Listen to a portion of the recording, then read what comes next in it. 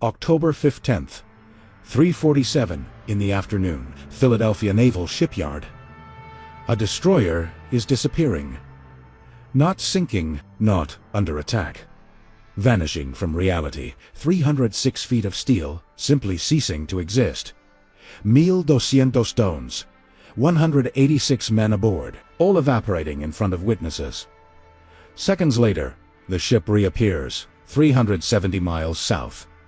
Norfolk, Virginia, instantaneous travel. Some crew members go insane immediately. Others disappear forever. One of them wakes up 40 years in the future. The U.S. Navy denies everything. The ship's logs tell a different story. But the man who swore he witnessed this, he never changed his testimony. Not when they institutionalized him, not when he was dying. This is the Philadelphia experiment, and the truth is stranger than the legend. Tetlantique 1943, the United States is losing the war at sea. The numbers tell the story. January to August 1942, 609 merchant ships destroyed, 22 million tons of cargo on the ocean floor. Oil, food, ammunition, troops. The weapon isn't torpedoes. It's something you can't see coming. Magnetic mines. German engineers designed mines that sit on the ocean floor detecting steel hulls. When a ship passes within 50 to 100 feet, the mine detonates from below. Against the keel, the weakest point, ships don't just sink. They break in half. Men in engine rooms have seconds before the water hits. Most don't make it. By me, sem essas marcações, tipo TH e Atlantic, 1943, 5:45 October 1943, October 15th, 3:47 in the afternoon. Philadelphia Naval Shipyard. A destroyer is disappearing, not sinking, not under attack. Vanishing from reality, 306 feet of steel, simply ceasing to exist. 1,200 tons, 186 men aboard. All evaporating in front of witnesses. Seconds later, the ship reappears. 370 miles south. Norfolk, Virginia, instantaneous travel. Some crew members go insane immediately. Others disappear forever. One of them wakes up 40 years in the future. The U.S. Navy denies everything. The ship's logs tell a different story. But the man who swore he witnessed this, he never changed his testimony. Not when they institutionalized him. Not when he was dying. This is the Philadelphia experiment. And the truth is stranger than the legend. The United States is losing the war at sea. The numbers tell the story. January to August 1942. 609 merchant ships destroyed, 22 million tons of cargo on the ocean floor. Oil, food, ammunition, troops. The weapon isn't torpedoes. It's something you can't see coming. Magnetic mines. German engineers designed mines that sit on the ocean floor detecting steel holes. When a ship passes within 50 to 100 feet, the mine detonates from below. Against the keel, the weakest point. Ships don't just sink, they break in half. Men in engine rooms have seconds before the water hits. Most don't make it. By mid-1942, the Allies are losing the magnetic mine war. Traditional minesweepers can't detect them. Armor can't stop them. Speed can't outrun them. Then a Canadian physical chemist named Charles Goodeve proposes something counterintuitive.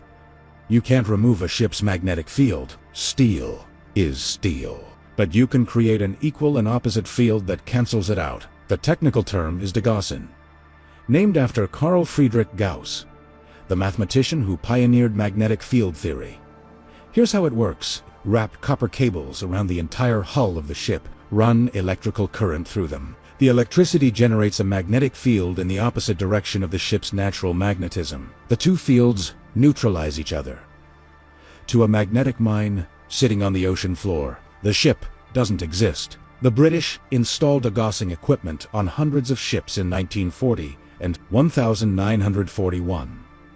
Magnetic mine casualties drop 70 to 80% almost immediately. The Americans adopt the technology in 1942. By October 1943, nearly every Navy vessel has degaussing cables installed. It's classified, not top secret, but sensitive enough that sailors aren't told details. Just that it protects against mines. And here's where things get interesting. Because when you tell a 19-year-old sailor that his ship now has special electrical equipment for invisibility, and you don't explain that it's magnetic invisibility, the mind fills in the gaps. October 1943. The USS Eldridge sits, docked at Philadelphia Naval Shipyard for routine maintenance. A Cannon-class destroyer, Escort, 306 feet long, 1,200 tons, crew of 186 men. Nothing special, just another ship in a fleet of hundreds. Engineering teams install electrical cables around the hull. Not for weapons, not for communications, for protection against magnetic mines. The system is tested. Generators hump, cables carry current. The ship becomes invisible to magnetic mines, not to radar, not to human eyes, and definitely not to the laws of physics. The Eldridge departs for the North Atlantic. No anomalies are recorded, but 12 years later, a man writes a letter claiming he saw something very different that day. January 1955. Coral Gables, Florida. Dr. Morris Jessup, an astronomer and amateur ufologist, receives a strange letter at his home. The handwriting is erratic. The grammar is broken, but the content is specific. The letter writer claims to have witnessed a U.S. Navy experiment in October 1943 at the Philadelphia Naval Shipyard. An experiment involving force fields and electromagnetic technology that made a destroyer Escort completely invisible. Not invisible to radar. Not invisible to magnetic detection. Invisible to the human eye. The letter describes the USS Eldridge surrounded by a greenish glow, the ship fading from view, then vanishing entirely. Moments later, it reappears at Norfolk Naval Base in Virginia, 370 miles away. Instantaneous travel. No transit time. When the crew is examined, the letter claims some have severe psychological trauma. Others have phased partially into the ship's structure during the teleportation. A few have allegedly traveled through time. The letter is signed Carl M. Allen, also known as Carlos Miguel Allende. Jessup, intrigued but skeptical, writes back asking for proof. Dates, names, witnesses. Allen responds with more letters. Dozens of them over the next year, each more elaborate than the last. He references Einstein's unified field theory being weaponized. He claims the Navy accidentally discovered time travel, but he never provides evidence. No photographs, no documents, no other witnesses. Just increasingly detailed stories from a man who claims to have been a merchant seaman on a nearby ship during the experiment. Jessup eventually stops responding. The letters are fascinating, but without corroboration, they're just stories. Then in 1957, something strange happens. The Office of Naval Research receives a package. Inside is a copy of Jessup's book on UFOs, heavily annotated in the margins, with comments about the Philadelphia experiment, alien technology, and electromagnetic propulsion. The annotations appear to be written by 3 different people, but handwriting analysis suggests they're all written by the same person. Carl Allen, Naval Intelligence Officers interview Jessup. Is any of this real?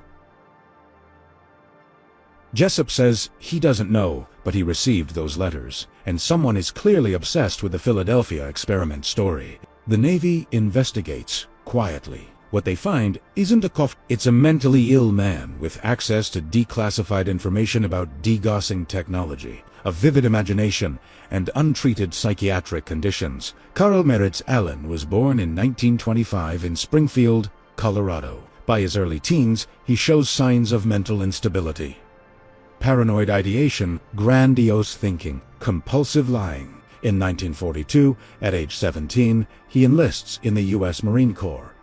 He's discharged in May 1943 for psychiatric reasons. The diagnosis is schizotypal personality disorder with paranoid features. He re-enlists in the Merchant Marine later that year, serving on the SS Andrew Furuseth, a Liberty ship that operates in the Atlantic. This is que becaus form Because Allen is in the general area of the Philadelphia Naval Shipyard in late 1943. The Andrew Furuseth docks there multiple times for resupply.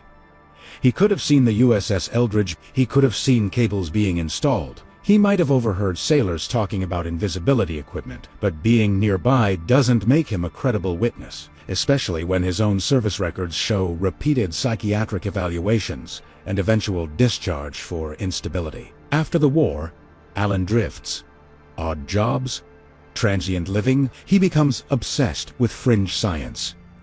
UFOs, Tesla's lost inventions, Einstein's unified field theory. In the 1950s, he begins writing letters, not just to Jessup, but to dozens of scientists, authors, and government officials claiming insider knowledge of secret experiments. Most ignore him.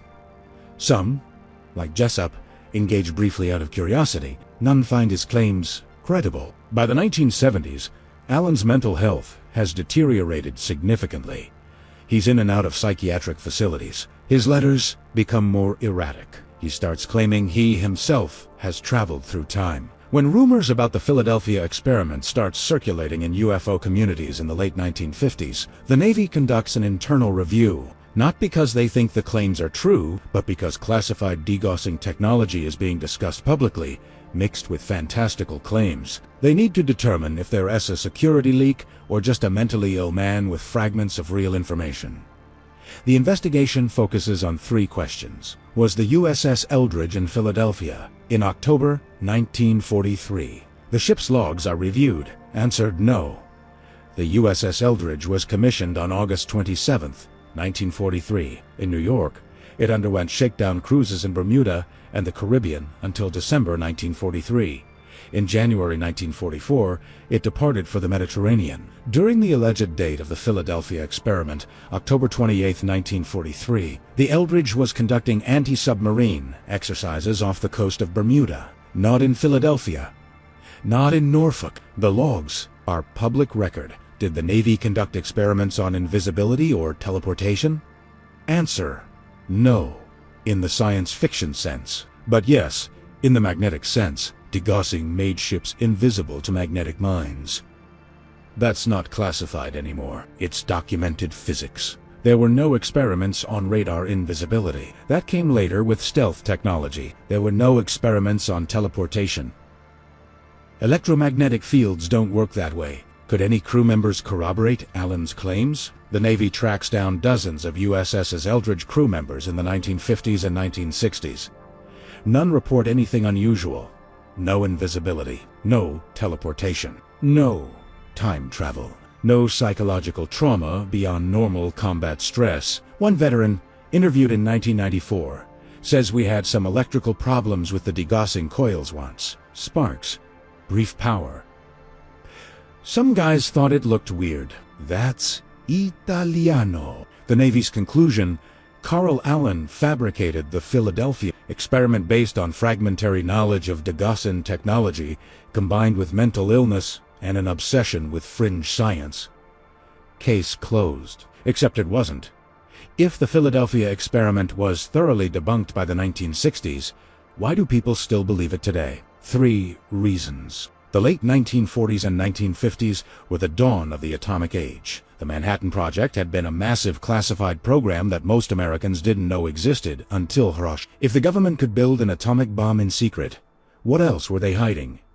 Invisibility, teleportation, time travel. It didn't sound impossible anymore. It sounded plausible. The Philadelphia experiment tapped into that Cold War paranoia, and once a conspiracy theory enters the cultural bloodstream, it's almost impossible to remove it. Maurice Jessup, the astronomer who received Allen's letters, died in 1959.